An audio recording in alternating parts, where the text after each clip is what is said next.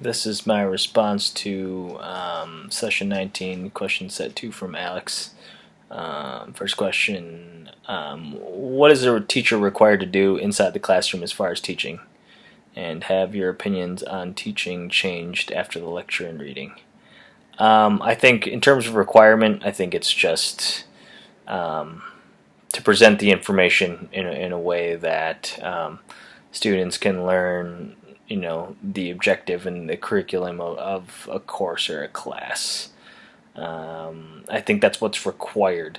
I think that kind of taking the approach that was in the reading and lecture, and kind of engaging students and in investing extra energy into kind of a more spiritual or well-rounded view of things. I think that sort of thing isn't necessarily required, but I think it definitely will. It's definitely what separates a regular average teacher from exceptional teachers. I think that connection is what makes really exceptional teachers, and separates them from the pack. And I wouldn't say that my opinions on teaching have changed after the lecture and reading. I work heavily with education policy, and my opinions are pretty much the same.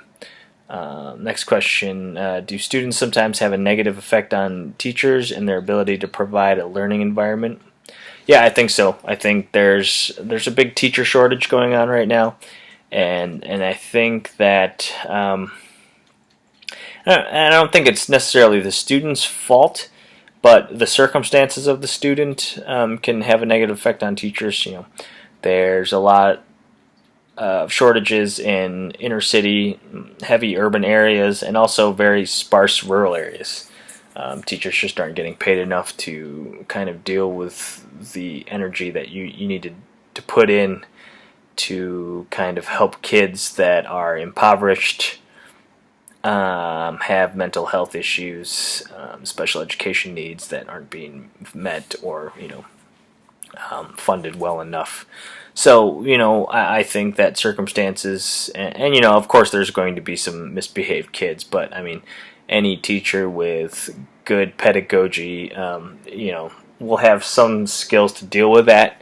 But I think when you have extreme cases of poverty, mental health, and special education needs, sometimes if they don't have enough resources, it can be distracting and it can be difficult. And so that I think those factors, more than the students themselves, have a negative effect on teachers' ability to provide a learning environment. And last question, do you agree with the quote from the reading? Quote, I believe that personal success was intimately linked with self-actualization. I agree. I don't think it's really, personal success doesn't, I don't know. I don't think it requires it. I think it's a good thing to shoot for. I think personal success is all kind of depends on the individual. And so I think if that's what your goal is, to have self-actualization, which I think is healthy. I think it's kind of healthier from a mental standpoint, and having a good, well-rounded view of the world and the subject matter that you're studying.